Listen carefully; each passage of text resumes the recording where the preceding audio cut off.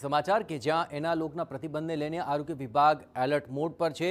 આરોગ્ય વિભાગ દ્વારા 4 ટીમ બનાવીને તપાસ હાથ ધરવામાં આવી। અહીં સરદાર એસ્ટેટ વિસ્તારમાં મેન્યુફેક્ચરિંગ યુનિટ પર તંત્રએ કાર્યવાહી કરી। ગાયત્રી ફૂડ્સ પર આરોગ્ય વિભાગની ટીમો દ્વારા તપાસ કરવામાં આવી। પનીરની બનાવટ અને અન્ય ચીજ વસ્તુઓની પણ તપાસ હાથ ધરવામાં આવી। પ્રથમવાર નોટિસ અને FSSAI એક્ટ હેઠળ આ અંગે કાર્યવાહી હાથ ધરાશે।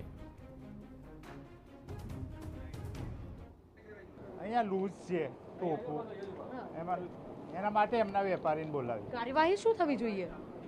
એને લેબલ આવું રીતે લેબલ લગાવેલું જોવું જોઈએ।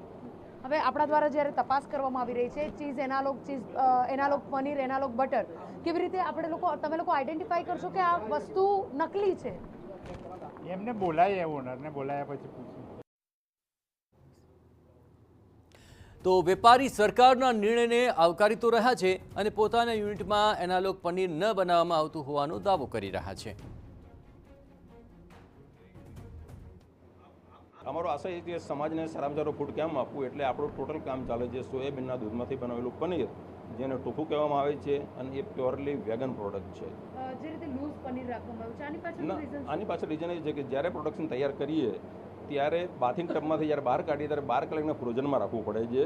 અત્યારે ફ્રોઝન પ્રોસેસ થઈ રહી છે, ફ્રોઝન પછી એ રિટેલ પેકિંગમાં ચાલશે, આ જ વસ્તુ પેકિંગમાં જશે। રાજકોટમાં એનાલોગ